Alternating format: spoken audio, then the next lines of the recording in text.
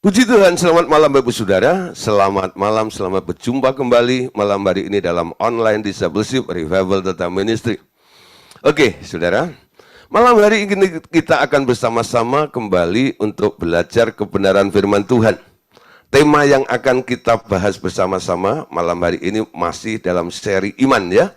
Nah, temanya malam hari ini yaitu hidup oleh iman. Wow, ya. Hidup oleh iman. Nah, Saudara, setelah kita belajar tentang iman, mekanisme iman, iman itu apa? Ya, kemarin sudah kita pelajari. Iman itu adalah sebuah respon atau tanggapan dari sebuah berita, sehingga karena adanya sebuah berita, akhirnya kita mempercayai sesuatu. Kita mengharapkan sesuatu. Iman sendiri sebenarnya bersifat universal, artinya umum. Semua orang boleh punya iman menurut versinya masing-masing. Amin. Bahkan orang komunis pun punya iman juga ya. Menurut apa? Paham mereka. Ya, pemimpinnya memberitahu apa, lalu apa yang diberitahu itu menjadi sesuatu yang diharapkan, yang dipercayai oleh pengikutnya. Sehingga orang komunis pun juga boleh dibilang punya iman. Amin. Nah, iman sendiri ada level-levelnya ya.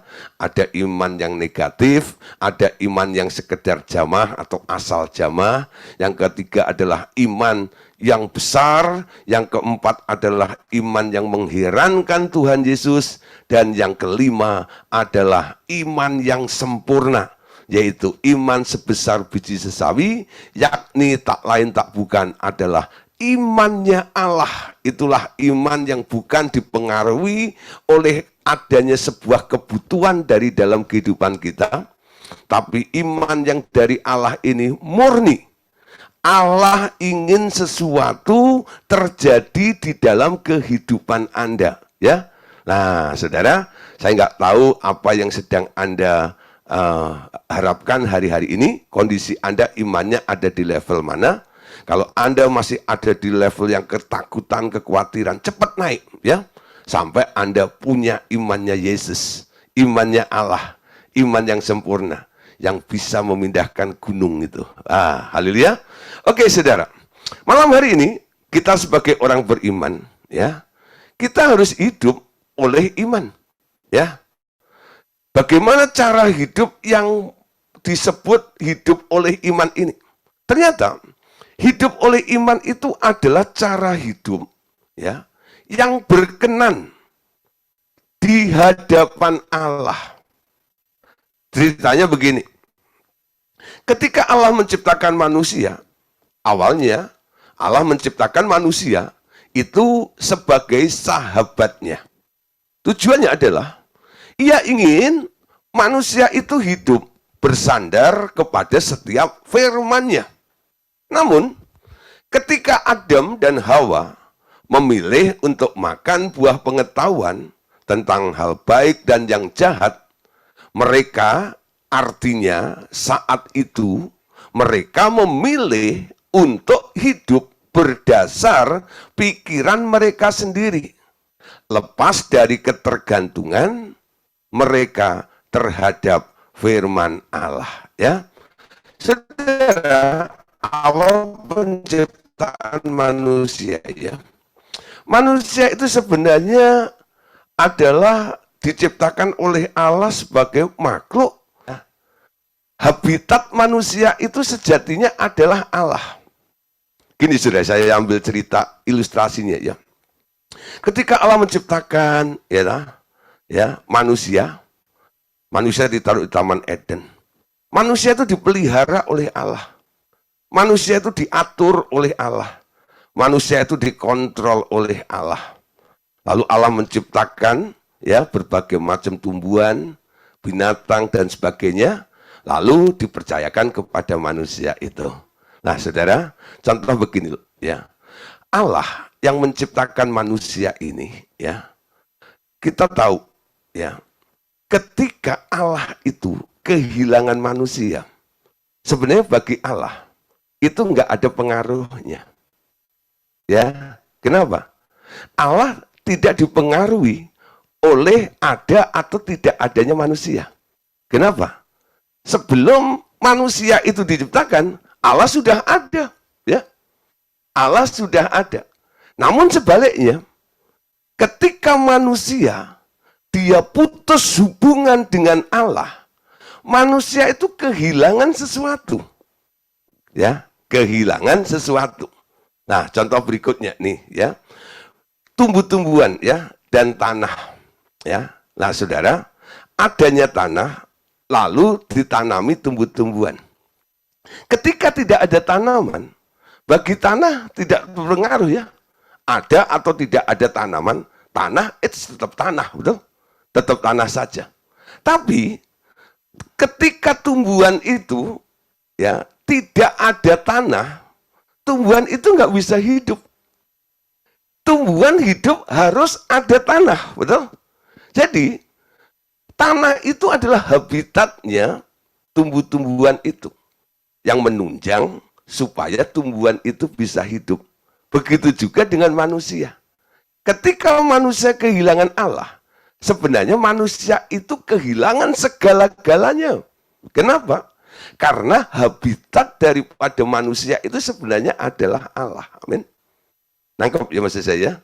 Jadi Allah itu begitu penting bagi manusia, ya. Bukan manusia itu begitu penting bagi Allah, tidak. Jadi mana yang jauh lebih penting? Manusia harus membutuhkan Allah, amin. Bukan Allah yang membutuhkan manusia. Sama halnya dengan tanah dan tumbuhan, ya. Tumbuhanlah yang membutuhkan tanah. Tanah sebenarnya tidak membutuhkan tumbuh-tumbuhan.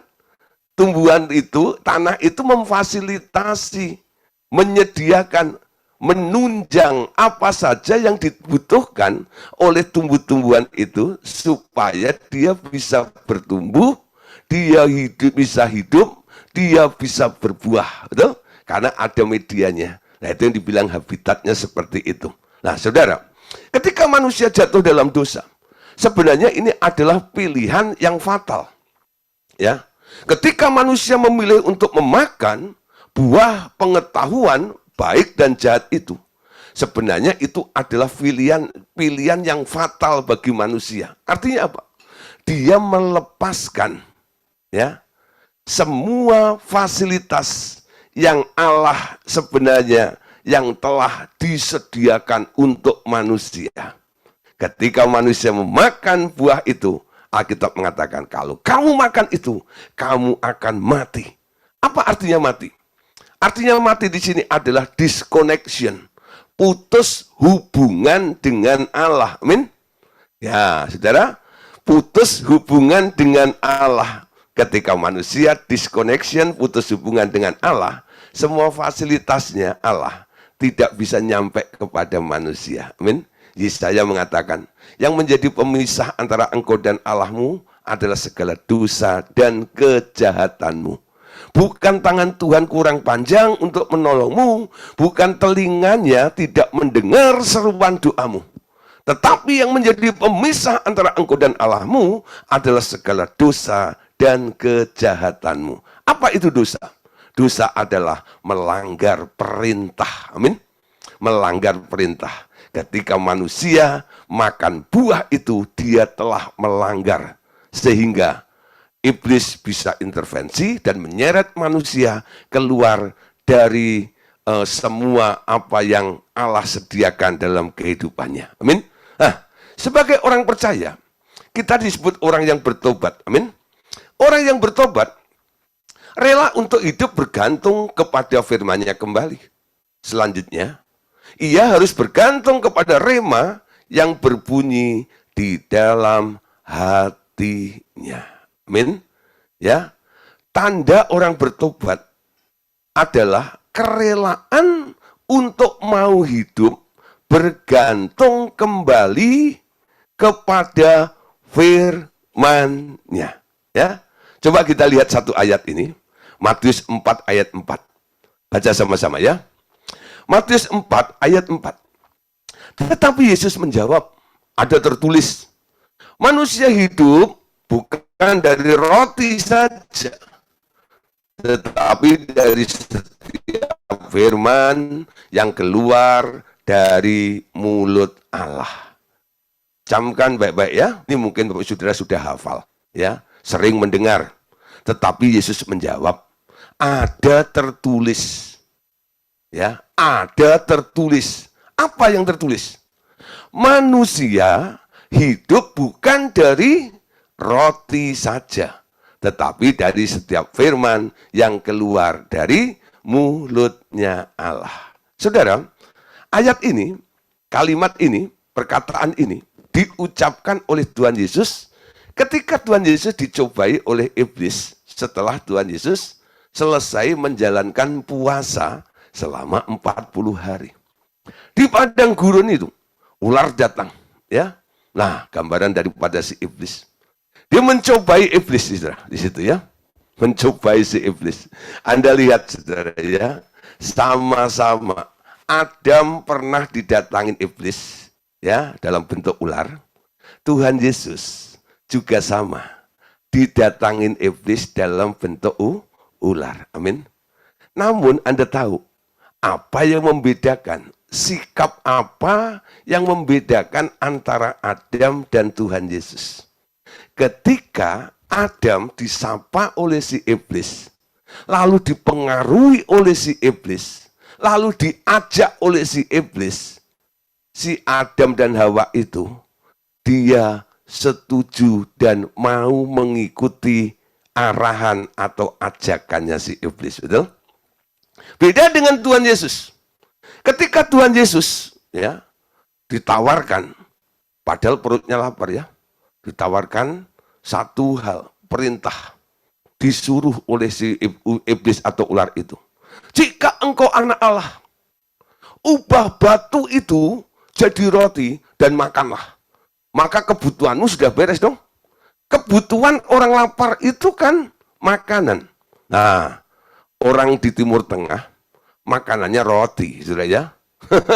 Nah, kalau orang Tasik beda, kue tiaw kali ya. Nah, atau mungkin apa ya, makanan apalah seperti itu, makanan orang Asia, nasi seperti itu ya. Nah, jadi sampai ada orang bilang begini ya, dia plesetin ayat itu, manusia tidak hidup dari roti saja, tapi dari bakpo, kue tiaw, dan sebagainya. Nah, saudara, ya itu plesetannya itu ya. Nah, sama aja ya. Kalau itu mungkin Tuhan Yesusnya orang Blitar, ya sama, ya. Ada tertulis, manusia bukan hidup dari nasi pecel saja. Mama gitu ya. Nah, karena apa? Makanan khas orang Blitar adalah nasi pecel gitu ya. Nah, makanya dia bilang, tidak dari nasi pecel saja. Nah, Tuhan Yesus karena dia makanan pokoknya adalah roti, maka dia bilang, manusia tidak hidup dari roti saja. Tetapi, nah perhatikan ya, saya tidak mempersoalkan roti, nasi pecel, atau nasi goreng, atau kue tiaw, bakpo, dan sebagainya. Tapi berikutnya ini yang penting. Tetapi manusia itu hidup dari setiap firman yang keluar dari mulutnya Allah. Mungkin muncul pertanyaan, Pak, ya, mana mungkin orang makan firman itu kenyang, itu enggak itu? Saudara, ya, segala sesuatu yang ada di dunia materi ini, itu sumbernya, asalnya sebenarnya adalah dari sebuah perkataan. Amin. Kun fayakun. Kau berfirman, berfirmanlah Allah, maka semuanya itu jadi. Amin. Kenapa ada langit? Karena Tuhan ngomong, jadilah cakrawala. Makanya ada langit itu. Betul? Ya. Perkataan itu menghasilkan materi. Jadi ketika Tuhan bilang, manusia itu hidup bukan dari roti. Roti ini adalah gambaran fisik atau materi. Ya. Walaupun nggak ada materi di sekitar Anda, tapi kalau Anda punya modalnya, yaitu firman, firman itu bisa jadi apa saja. Jadi pengertiannya seperti itu. Ya. Makanya Tuhan bilang, manusia itu hidup dari setiap firman yang keluar dari mulutnya Allah. Apalagi firman itu keluarnya dari mulutnya Allah. Bagi Allah tidak ada yang mustahil. Amin. Semua apa yang keluar dari mulutnya Allah tidak pernah kembali sia-sia. Amin.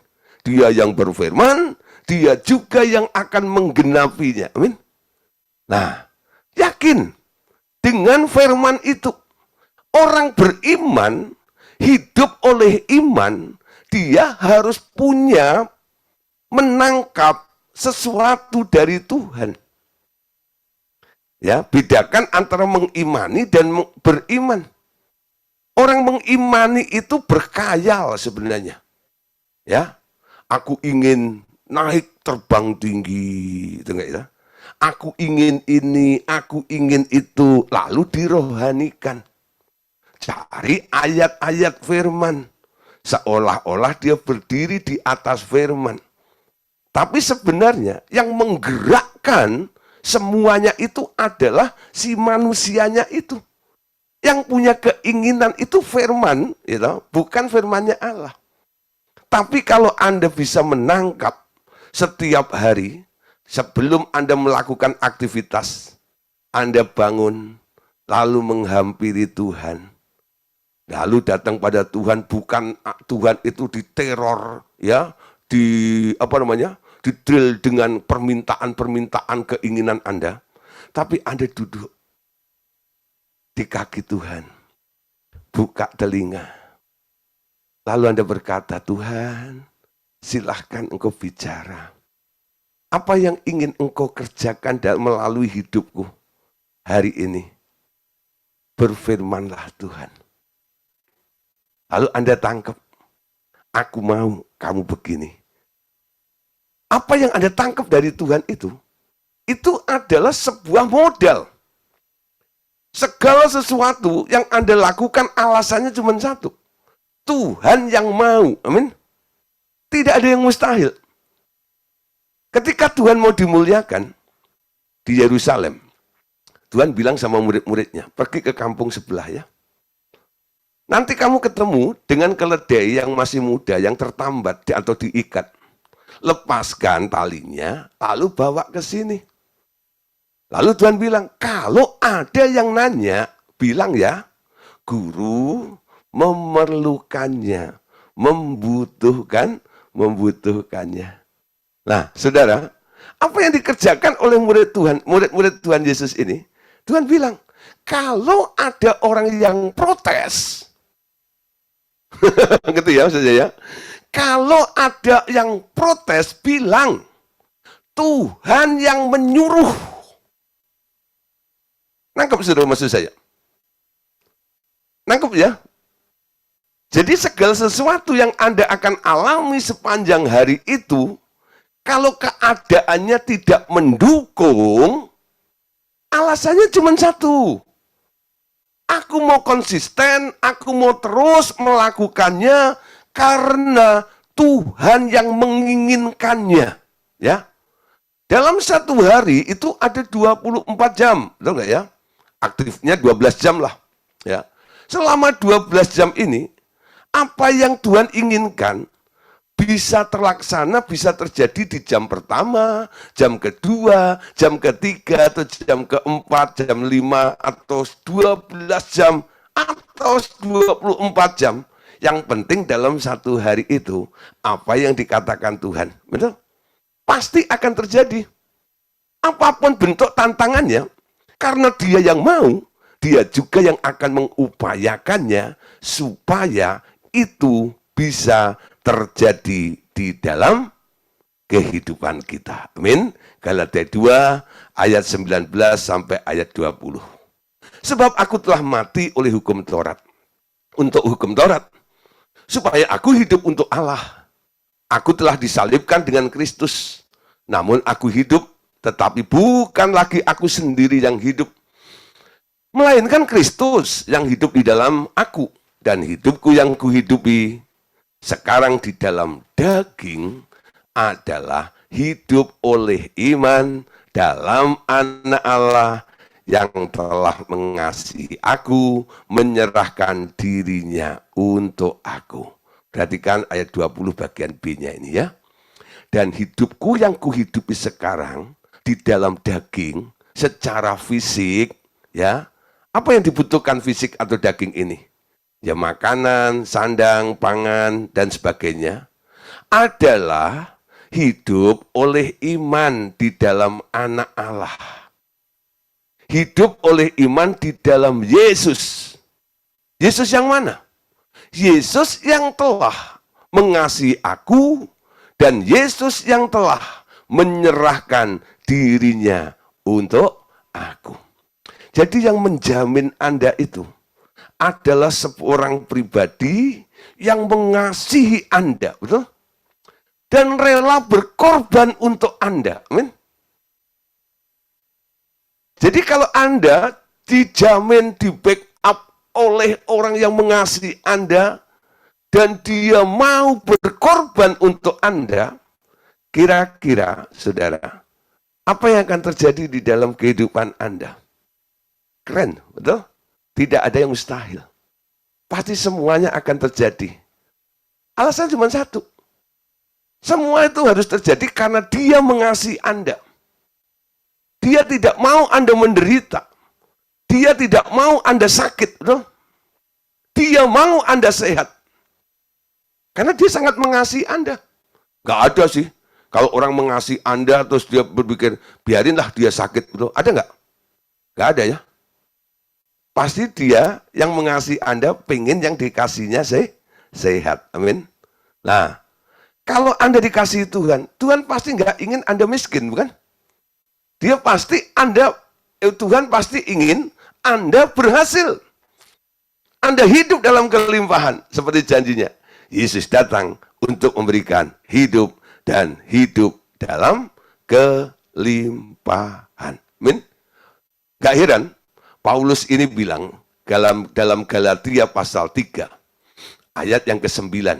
Nah, jadi mereka yang hidup dari iman, merekalah yang diberkati bersama-sama dengan Abraham yang beriman itu.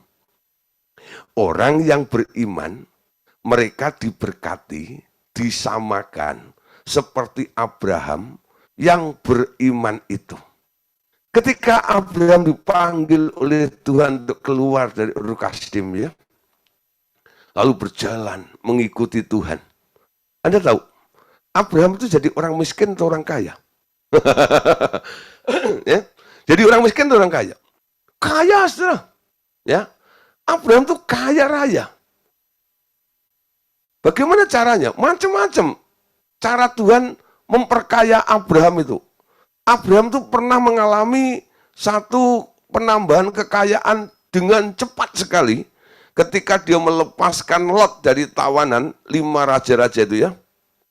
Itu hartanya 5 raja-raja itu diambil semuanya jadi miliknya Abraham. Bayangin saudara, kalau seseorang punya harta 5 raja-raja itu kira-kira orang miskin atau orang kaya?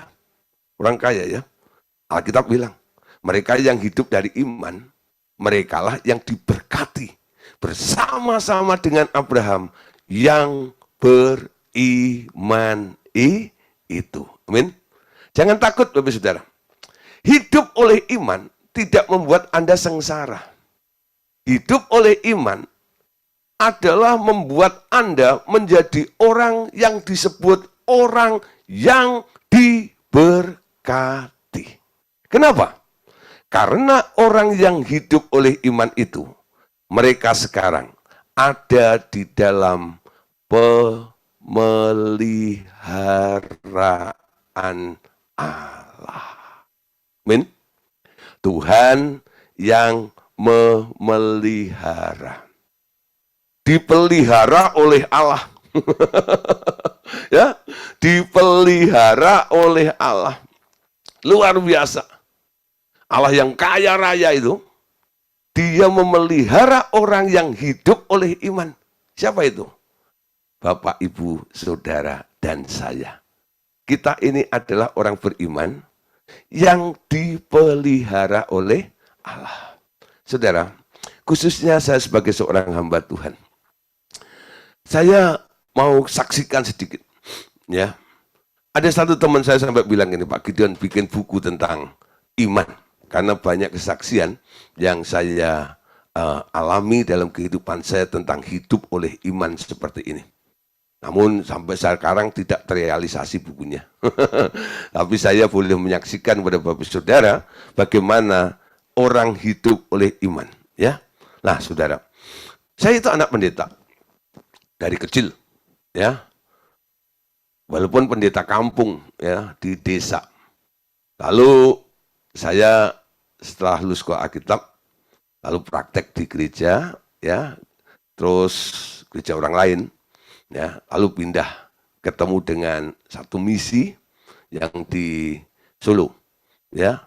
Nah, dari situ Tuhan pindahkan saya ke Jakarta tahun 93, ya. Lah, disinilah saudara, saya mulai mengerti ada sebuah perbedaan. Ketika saya bergabung dengan Revival Total Ministry tahun 93 akhir, ya, tepatnya itu tanggal 25 Desember. Saya gabung pertama kali dengan Revival Total Ministry. Ya, pas Natal, nah saya ikut melayani di Revival Total Ministry tahun 93, ya. Nah, sudah sebelumnya saya dulu berpikir, karena saya nggak kerja sekuler, pelayanan itu saya anggap sebuah profesi, pekerjaan. Makanya saya rajin melayani. Ujung itu tujuannya apa? Pokoknya setiap pelayanan di otak saya cuma satu. Amplopnya. Amplopnya. Amplopnya mana? Pokoknya satu, setiap melayani itu di otak saya itu, puji Tuhan, ada pelayanan, habis pelayanan, terima amplop. Kalau amplopnya tipis gitu, ya gitu ya, sukacitanya juga tipis gitu ya. Kalau amplopnya tebal gitu ya, sukacitanya sampai ngakak. Luar biasa, you know. Ya, ya sudah. Jadi pikiran saya itu begitu. Semakin banyak melayani, semakin banyak income. Jadi terkonsep seperti itu. Pelayanan adalah pekerjaan. Untuk apa? Untuk menghasilkan duit.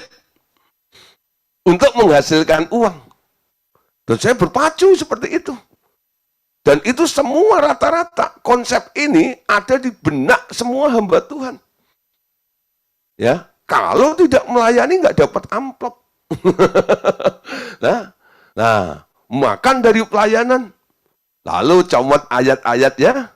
Orang yang menabur firman mereka punya hak untuk menuai duit. Itu ada. Jangan memberangus lembu yang sedang mengirik. Ya.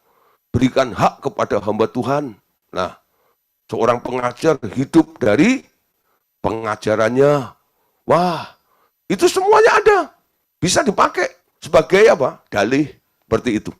Namun, setelah saya gabung dengan Revival Total Ministry, senior saya, namanya Pak Andreas Samudra. Ya. Nah, kalau yang belum kenal, saya sebut namanya Andreas Samudra. Ya. Itu bilang sama saya, Gideon, ya, sekarang kamu gabung dengan Revival Total Ministry. Ya. Namun di sini ini nggak ada gajinya. Hidup di Jakarta loh, ya, nggak ada gajinya. Kita hidup dengan iman. Terus Pak Andes itu bilang gini, menjadi hamba Tuhan itu motivasinya harus benar. Menjadi seorang hamba Tuhan itu harus punya hati yang mengabdi. Ya, mengabdi. Ketika Pak Andes ngomong seperti itu, saya ingat ada cerita, ya. Itu abdi-abdi yang ada di Keraton Jogja dan Keraton Solo itu ya. Itu gajinya itu jauh dari UMR sudah. Gitu. Tapi mereka tetap setia ada di sana. Bahkan ada diwawancarai oleh beberapa turis atau wartawan. Mereka bilang, kok dengan gaji cuma beberapa ribu tok, gitu. Nggak nyampe jutaan. Gitu. Kenapa Anda tetap setia di sini? Lalu dia bilang begini, saya bisa mengabdi, melayani di keraton atau kerajaan ini sebuah kebanggaan. Ketika saya mendengar istilah seperti itu, dan ketika Pak Andreas ngomong tentang pengabdian, saya nangkep, saudara. Gak ada tuntutan, betul nggak ya?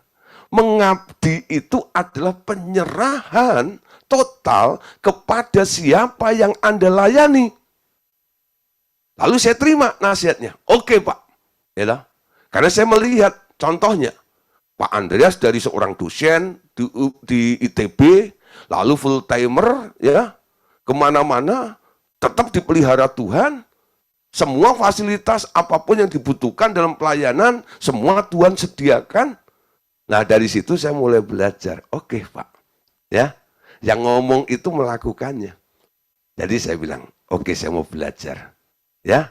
Lalu Pak Andreas menutup dengan begini, Gideon, walaupun kita mengabdi, kita ini sebenarnya orang yang sangat-sangat berbahagia. Kenapa Pak?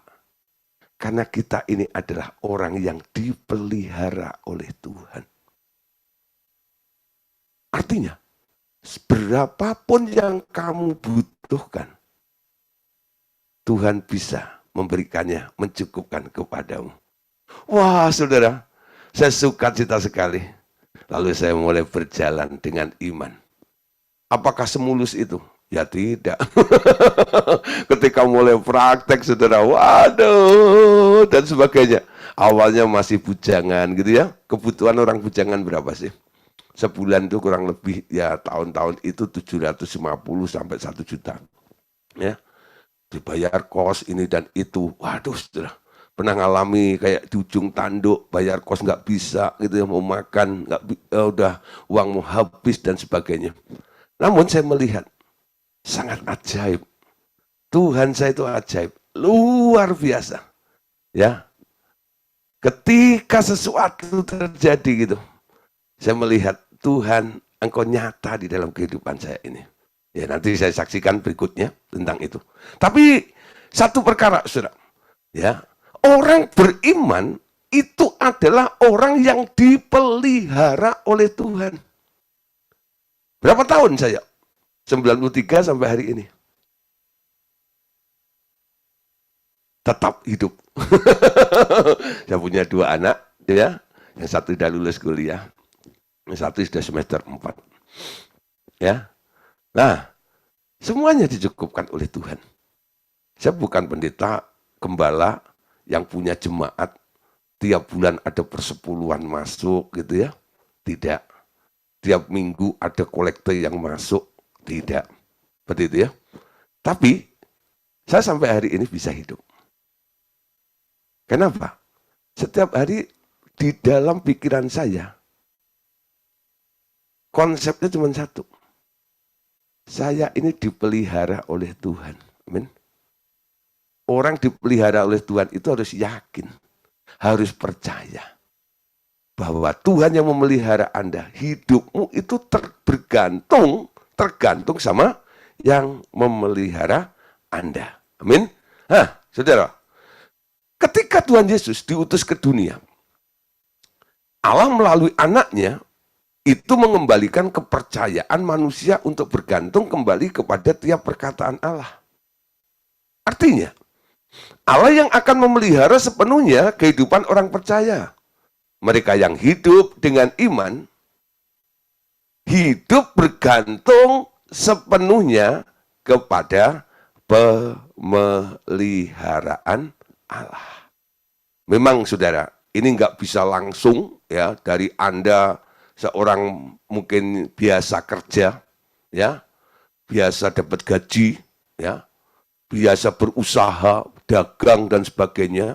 Lalu Anda mulai nih, Anda mau jadi hamba Tuhan sepenuh waktu gitu ya. Tapi Anda harus melalui tahapan kadang-kadang ya. Ada masa-masa transisi, di mana seorang harus bekerja dengan tangannya untuk beroleh nafkah.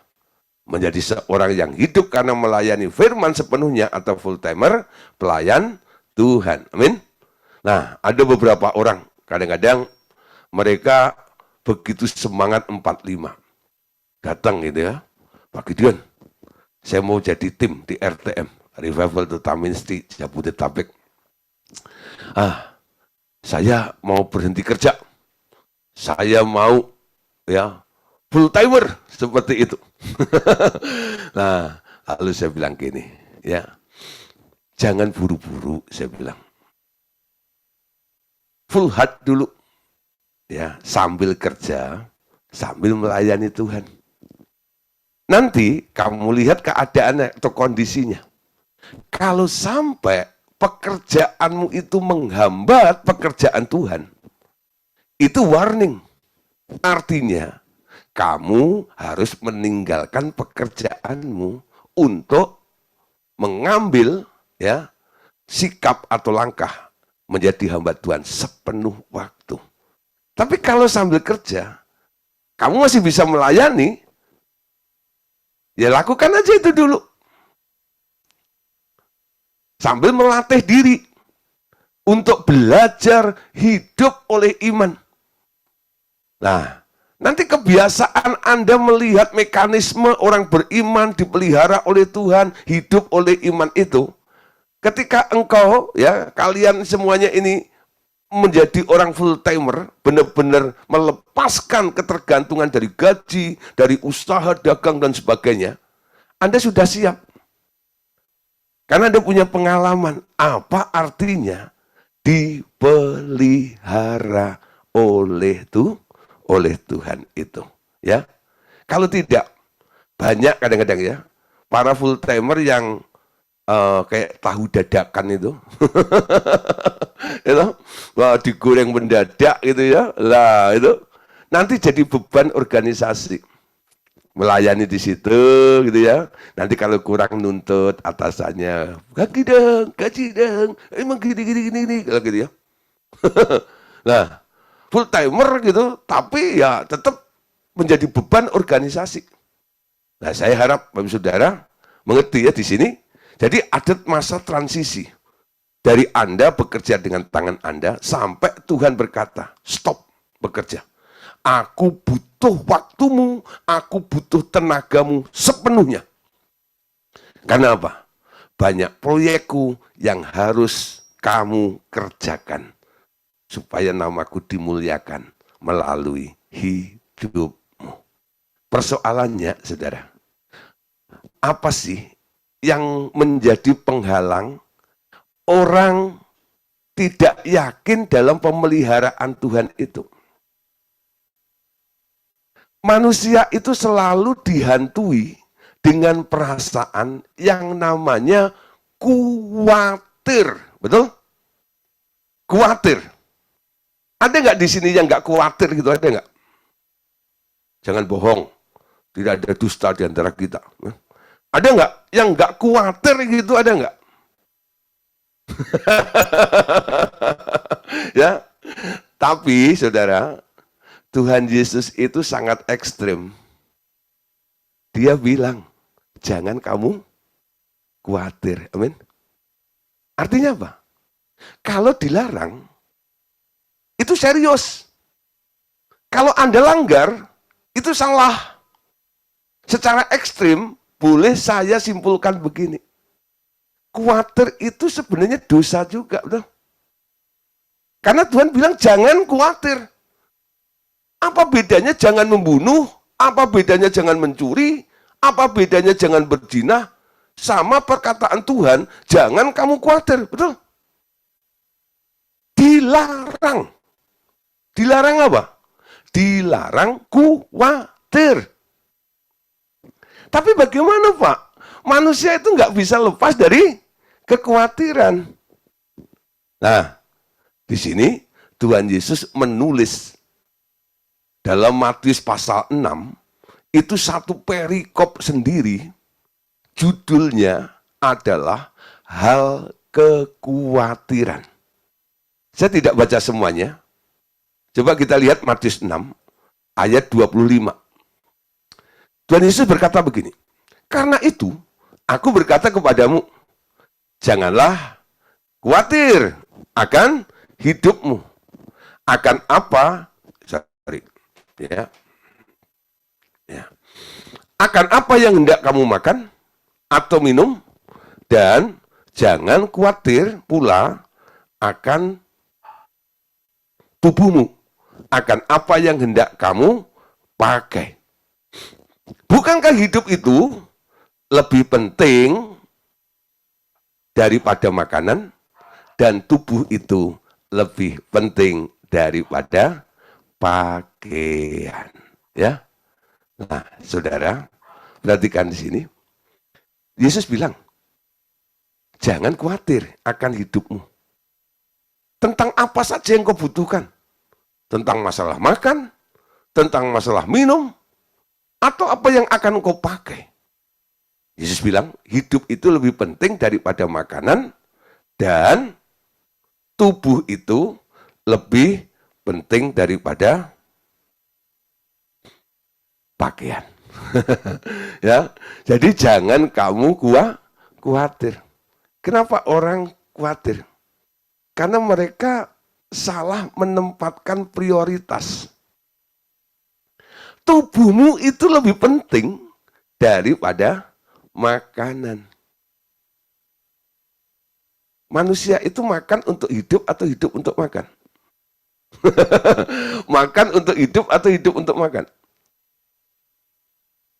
Nah, kalau Anda makan, ya, hidup untuk makan, itu nggak akan ada selesainya, betul? Karena banyak yang Anda inginkan lagi, dan lagi. Betul ya? Nggak akan ada puasnya. Tapi kalau Anda bisa membatasi diri Anda, bahwa makan itu untuk hidup. Betul ya? Bukan hidup untuk makan, tapi makan untuk hidup. Yesus katakan, asal ada makanan, ya, itu cukup bagiku. Amin. Nah, jadi penyediaan Allah itu cukup bagi kita semuanya. Jadi apa yang Anda pikirkan, yang kita pikirkan itu tidak melampaui apa yang Anda butuhkan. Orang khawatir itu kadang-kadang mereka, ya, melakukan satu hal yang salah, over. Overnya begini, ya, dia berpikir melampaui apa yang mereka butuhkan, sehingga dia khawatir di situ, ya. Nah, terus kita lihat ayat 31 dan 32-nya, saudara. Ya, oke. Sebab itu jangan kamu khawatir dan berkata, apa yang akan kami makan? Apa yang akan kami minum? Apa yang akan kami pakai? Yesus jawab, semua itu dicari bangsa-bangsa yang tidak mengenal Allah. Akan tetapi Bapakmu yang di surga tahu bahwa kamu memerlukannya semuanya itu. Tetapi carilah dahulu kerajaannya, kerajaan Allah dan kebenarannya, maka semuanya itu akan ditambahkan kepadamu. Amin. Ya. Nah, ketika Anda bertanya seperti ini, apa yang akan kami makan, apa yang akan kami minum, apa yang akan kami pakai? Allah menjawab, itu semua adalah hal yang dicari oleh bangsa-bangsa yang tidak mengenal Allah. Bapakmu di surga tahu. Buka Alkitab Anda, kata tahu itu Anda garis bawahi sampai bolong. Supaya nanti Anda kaget kenapa Alkitab bisa bolong. Oh, tahu. Tahu. Bapakmu di surga tahu kamu membutuhkannya. Banyak orang dalam doa kadang-kadang kan begini. Tuhan, apakah engkau tidak tahu? Siapa yang sering berdoa begitu? Tuhan, apakah engkau tidak tahu dompetku kosong? Tuhan, apakah engkau tidak tahu beras habis? Oh Tuhan, lihatlah keberadaan hamba-Mu ini, tolong. Melolong-lolong seperti itu. Ada ya? Sebenarnya Anda menghina Tuhan loh ya. Anda sebenarnya bilang apa? Tuhan, engkau nggak tahu. Yesus bilang ini, Bapakmu di surga tahu. Kamu membutuhkannya. Semua yang Anda butuhkan, Bapakmu tahu. Amin. Kalau Anda butuh kesembuhan, Bapakmu tahu. Amin. Engkau butuh mujizat, Bapakmu tahu. Amin. Apa saja yang kau butuhkan? Yang dicari bangsa-bangsa itu. Bapakmu tahu bahwa kamu memerlukan semuanya itu. Tetapi carilah dahulu kerajaan Allah dan kebenarannya, maka semuanya itu akan ditambahkan kepadamu. Jadi semua yang dicari oleh bangsa-bangsa ini, itu tak lain tak bukan, hanya sebuah kebutuhan kelas sekunder. Sandang, pangan, dan papan itu menurut orang dunia prioritasnya adalah primer, betul? Kebutuhan utama. Tapi Yesus bilang, kebutuhan utamamu bukan sandang, pangan, dan papan. Konsep berpikirnya digeser. Kalau orang dunia bilang, kebutuhan primernya adalah sandang, pangan, dan papan. Anda geser itu ke kebutuhan sekunder, kebutuhan tambahan. Itu hanya tambahan, itu hanya bonus. Kebutuhan utama orang beriman itu apa? Mencari kerajaan Allah dan kebenarannya. Amin. Alkitab bilang, kamu akan mengetahui kebenaran, dan kebenaran itu akan memerdekakan kamu. Amin. Kebenarannya di mana? Ketika Tuhan bilang, ketika Anda sedang sakit, lalu Tuhan bilang, jadilah sembuh. Aku mau kamu sembuh. Itu kebenaran. Tuhan mau saya sembuh. Tuh? Anda sembuh nggak? Sembuh. Karena Tuhan yang mau Anda sembuh. Amin. Jadi masuk dalam kebenaran. Kebenaran itu ada di dalam Tuhan. Amin. Semua nasihat orang-orang pinter di dunia ini, itu ada di level baik saja. Omongan manusia itu nggak ada yang benar. Yang benar cuma satu, kata Tuhan. Amin. Yesus bilang, akulah jalan, kebenaran, dan hidup. Mungkin Anda konsultasi ya sama siapa saja. Ketika Anda sakit, Anda konsultasi sama dokter spesialis sekalipun. Dokter hanya menganalisa, dia hanya berkata, memberikan nasihat, apa yang baik buat Anda. Amin. Tapi itu bukan kebenaran. Tapi ketika Anda tanya Tuhan, lalu Tuhan berkata, menyatakan sesuatu kepada Anda, berfirman kepada Anda, apa yang dikatakan Tuhan itu, Anda harus angkat, junjung tinggi, lebih dari prediksi analisa seorang dokter sekalipun. Amin. Jadikan seperti itu. Makanya dikatakan, manusia hidup bukan dari roti saja. Dari setiap perkataan yang keluar dari mulutnya Allah. Ayat 34, saudara. Yuk, baca ayat 34 ya. Sebab itu janganlah kamu khawatir akan hari besok. Karena hari besok mempunyai kesusahannya sendiri. Kesusahan sehari cukuplah untuk sehari.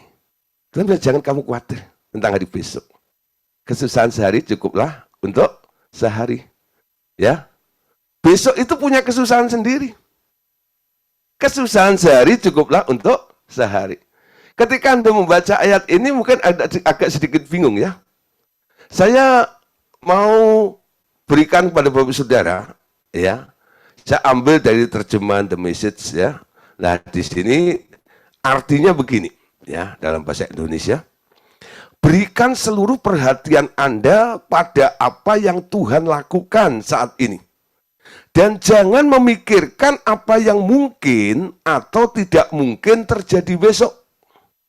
Tuhan akan membantu Anda menghadapi hal-hal sulit, apapun yang muncul ketika saatnya tiba. Catat baik-baik ya. Ini terjemahannya bagus sekali. Saya suka ya. Matius 6:34 versi ya Alkitab The Message ya. Berikan seluruh perhatian Anda pada apa yang Tuhan lakukan saat ini. Perhatikan ya. Berikan seluruh perhatian Anda pada apa yang Tuhan lakukan saat ini. Garis bawahi dulu.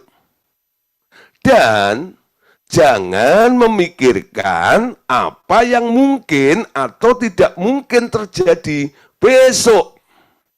Tuhan akan membantu Anda menghadapi hal-hal sulit, apapun yang muncul ketika saatnya tiba. Lebih jelas ya? Ya. Dengan arti seperti ini, Anda lebih bisa memahami dari apa yang Yesus katakan dalam TB ini. Sebab itu janganlah kamu khawatir akan hari besok. Karena hari besok mempunyai kesusahannya sendiri. Kesusahan sehari cukuplah untuk sehari. Ya, Tuhan sebenarnya berkata, berikan seluruh perhatianmu pada apa yang Tuhan lakukan saat ini. Konsen dengan plan, rencana Tuhan atas hidupmu. Hidupku menggenapi firman-Mu. Tanda mujizat sertai tiap langkahku. Men. Kau bersamaku di dalamku. Jadi bukti kebesaran-Mu. Jreng-jreng. Jreng-jreng-jreng. Wow. Nah, ya, kalau nyanyi kan hebat begitu. Hidupku menggenapi firman-Mu. Daripada kenyataannya pret. Kuatirnya ngepol, betul? Kuatir dipelihara. Kuatir terus diceritakan kemana-mana, betul? Pak Gideon. Tahu nggak? Tahu apa? Banyak sampah yang kadang-kadang yang di-store ke telinga saya. Tentang apa? Tentang hal kekhawatiran, betul? Loh, betul nggak, saudara? Banyak seperti itu. Pak Gideon tahu gini. Nah, setelah dia cukup ngomong seperti itu, apa yang saya lakukan? Stop berpikir seperti itu. Kamu punya Tuhan. Ya, Tuhanmu lebih besar dari persoalanmu. Karena engkau memandang masalahmu lebih besar dari Tuhanmu, nggak heran otakmu, pikiranmu penuh dengan kekhawatiran. Ketika engkau memandang Tuhan lebih besar dari persoalanmu, namanya khawatir itu nggak ada sama sekali alias babar blas. Amin. Nah, ku punya Tuhan yang besar. Amin. Ku punya Tuhan yang ajaib. Ajaib perbuatannya. Ajaib rancangannya. Betul? Indah rencanamu Tuhan. Amin. Dalam kehidupan kami. Nah, persepsi Anda dengan Tuhan ini, tentang Tuhan itu, harus tepat seperti itu. Berikan seluruh perhatian Anda pada apa yang Tuhan lakukan saat ini. Tuhan mau apa sih dengan Anda? Hari ini, Tuhan mau apa dengan Anda? Itu harus Anda temukan dulu. Kalau Anda nggak pernah menemukan tentang rencana Tuhan dalam hari ini, tentang hidup Anda, hidupmu sepanjang hari itu akan khawatir. Tuh. Tapi ketika Anda yakin, Anda nangkep apa yang Tuhan rancangkan di dalam kehidupan Anda, hidupmu tidak akan khawatir. Tuhan punya rencana dalam hidup Anda. Ya, rencana yang indah. Nah, terus tadi dikatakan, dan jangan memikirkan apa yang mungkin atau tidak mungkin terjadi besok. Itu yang saya katakan tadi, pikiran manusia itu kadang-kadang kelebihan. Itu enggak itu? Kesusahan sehari cukuplah untuk sehari. Besok ada kesusahannya sendiri. Lah yang besok itu ya ya untuk besok, untuk dipikirkan besok, betul? Yang perlu Anda nikmati, yang perlu Anda pikirkan yang hari ini bersama dengan Tuhan. Dan Tuhan menjanjikan, Tuhan akan membantu Anda menghadapi hal-hal sulit apapun yang muncul ketika saatnya tiba. Ini bicara tentang Kairos. Kairosnya Tuhan. Waktu Tuhan pasti yang terbaik. Walau kadang tak mudah dimengerti. Tapi waktu Tuhan adalah yang terbaik. Coba lihat jempolnya. Waktu Tuhan adalah yang terbaik. Amin. Tapi kadang-kadang Tuhan kita paksakan. Tuhan kok nggak muncul-muncul ya? Tuhan kok lama ya? Tuhan ingat nggak ya?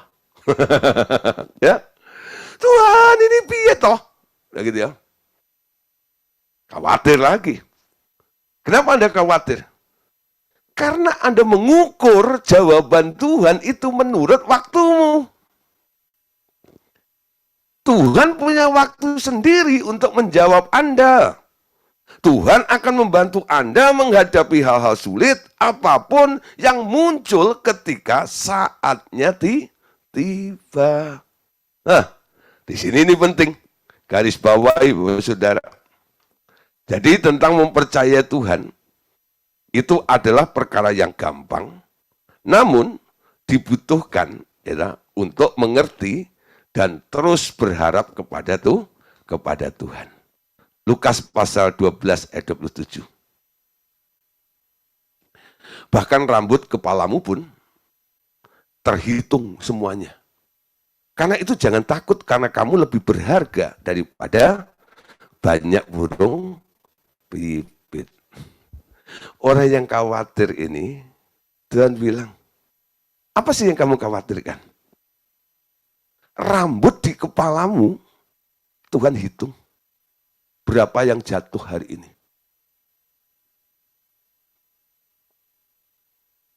Khususnya ibu-ibu ini ya, rambutnya panjang. Kalau nyisir rambut gitu, mati nyangkut di sisir berapa? Ya, berapa kali Anda nyisir rambut Anda? Pernah Anda sempat ngitung? Ngitung yang lepas aja lah. Bukan ngitung yang sisa ya. Kalau ngitung yang sisa kan agak susah. Ngitung yang lepas aja. Jadi sisirnya Anda ambil gitu ya, Anda cabut rambutnya. 1, 2, 3. Ada nggak gitu?